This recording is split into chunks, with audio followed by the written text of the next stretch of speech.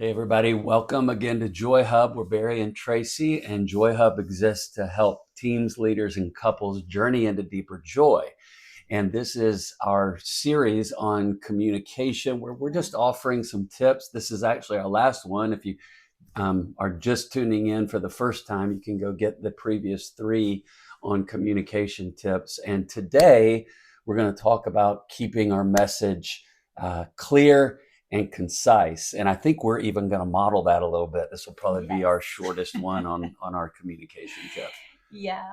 Well, one of my favorite definitions of effective communication is getting the right people, the right information at the right time. And that's a really important part of effective communication. I don't know if you've ever had like weekly meetings or whether it's staff meetings or department meetings that people dread because they get off topic or people tend to go on and on and on, or maybe even you're sitting in on a meeting that doesn't really affect you. Like you're like, why am I here? Why am I here? Right. Like I could be doing something.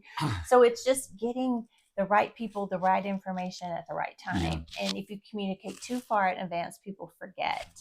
So it's a real way of tweaking your communication so it has a powerful effect. And I think it's an important part of really effective communication. Yeah, and we've all been in those meetings where it literally feels like death. Yeah. And that's Patrick Lencioni, a business guru and author. Yeah.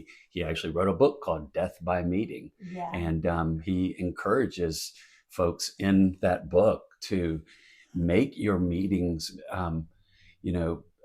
make them so focused on the good and pulling everybody in that people actually look forward to your meetings instead of dreading your meetings. Right. So you want to be clear and concise in your meetings and on topic.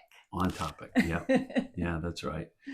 And I think another thing to avoid in this is, especially as it relates to keeping things concise, is avoid repetition.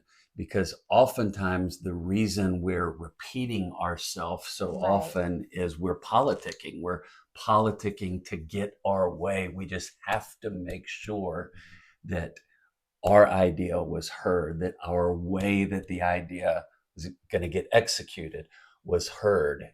And repetition, it just helps me to remember that if I'm repeating myself, it's probably because I'm politicking. And I can be a pretty wordy person. I love words. I like description. And I remember I learned with you and with my last HR director, like, give me the bullet points. Like, I don't need all the stories or all the data.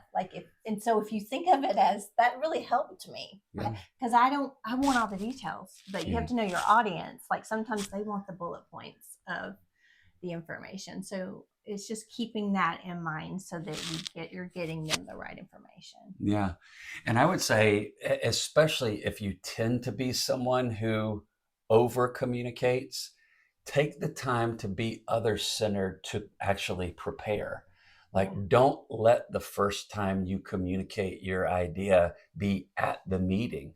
Think about that on the way to the meeting or when you're in the shower, or practice even in front of the mirror or with someone else, but be other centered enough to actually prepare for what you want to communicate. Yeah, I would say prepare and be concise and stay on topic. Yeah. Don't do the rabbit trail, because that's when meetings go kind of off the rails, is when someone throws in that topic and it derails the whole conversation. So prepare in advance and then stay on topic. Stay on topic. We even have a sign with my team. I don't know if I've ever showed you this. We have a physical sign that says rabbit trail on it. And if somebody's going down it, we lift it up. And what we know is, hey, we can put that on the list and kind of drop it down and talk about it later, but let's stay focused on this topic that we're on now. I think another important one around keeping your message clear and concise is make your point up front. Like, have you ever been in one of those meetings where you're like, what is this really, what's happening? Like, just be clear from the get-go of this is what we're trying to accomplish.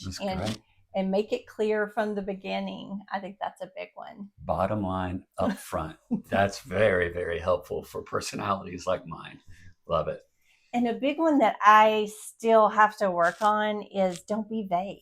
Like, be to the point. Don't use words like kind of, maybe, just be clear and direct with your wording. Because I'm not a clear, I don't know, I'm not confrontational, that I can kind of slow pedal into something, tiptoe around it, where people are like, what is she really trying to get us? Right. Just say what you want me to do, Yes. And so sometimes people like to kind of pull it out of me.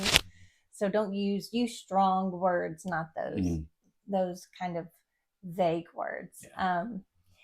And this is a big one that I think sometimes people get into, is do not drown your audience with too much information. Like, don't get in the weeds with all the details. Just give them the right information that they need.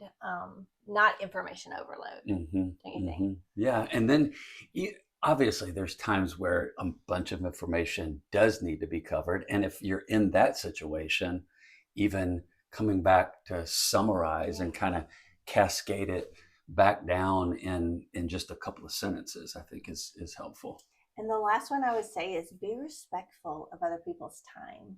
Like, one of the things I would do in meetings is, I know you're all busy. Like, thank you for taking the time to show up and be prepared. Yeah.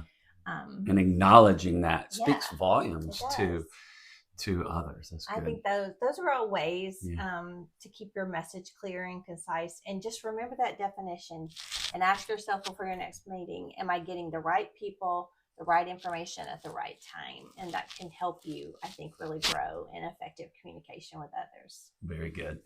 Awesome, guys. Thanks for tuning in. We will see you next time on our Joy Hub channel. Bye.